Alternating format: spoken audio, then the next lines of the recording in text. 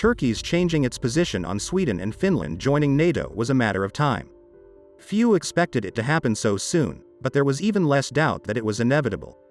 And it is not only in Kurdistan and the Kurdish diaspora but also in Greece that these events were watched with the greatest anxiety. Turkish intelligence recently reported the capture of spy Mohammed Amar Ampara, who worked for their Greek colleagues.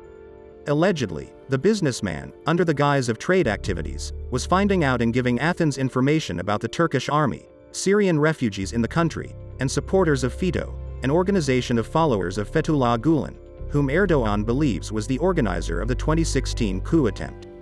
Generally speaking, the confrontation between Turkey and Greece takes more than a century. We will not go into the details that Athens has forgotten about how the country's independence was achieved thanks to the efforts of not only the Greek but also the Russian army. The Adrianople Peace Treaty, which de facto secured Greece's independence, was the result of the war between the Russian and Ottoman empires in 1828 to 1829. We are much more interested in the events of recent decades. Taking advantage of the 1974 military coup in Cyprus, which was supported by Greece, Turkey took control of the northern part of the island. This serves as a serious obstacle to EU membership. The Republic of Cyprus itself is a member of the EU, but Ankara does not recognize the government in Nicosia. Moreover, in 2014, the ECHR obliged the Turkish side to pay the Cypriots a total of 90 million euros, which the Erdogan government expectedly refused to do. After that, he repeatedly changed his position on the issue of European integration. First, he declared that Turkey is no longer interested in it. Then he called joining the EU a strategic goal, after all, 23 years in the status of a candidate. In recent years, this story spines up.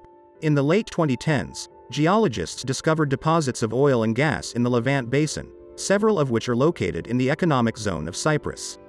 But even without these reserves, the island is of interest in terms of energy security. The construction of East Med, the Eastern Mediterranean gas pipeline, which is designed to supply Middle Eastern fuel to Europe, is planned through its territory.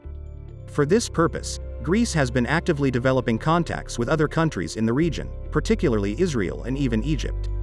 Another issue in which the formal allies oppose each other is the dispute over islands in the Aegean Sea. Ankara is convinced that Greece is violating its demilitarized status. In short, the Greek side wants to extend the territorial waters adjacent to the islands by 12 miles as allowed by the UN Convention on the Law of the Sea to exploit the gas fields there. This relationship between the two countries makes one think of an escalation of the conflict. However, Ankara has no plans to start a war with Greece. This is how the Turkish leader Recep Tayyip Erdogan evaluated the possibility of a conflict. At the same time, the head of state noted that Athens does not stand behind their words, and recalled that they have violated the country's airspace 147 times. How are we going to live in the neighborhood? What should we do? My Air Force answers. What will my citizens say if the Air Force doesn't answer? Won't they ask about where our Air Force is? Wondered the president and said that many countries are trying to reconcile Turkey and Greece, but Ankara is not yet considering such a scenario. However, at the end of May, Erdogan warned Athens against the unfriendly treatment of the country. He also spoke about Greek Prime Minister Kyriakos Mitsotakis with the phrase, "He no longer exists for me," after the head of the Greek government visited the United States.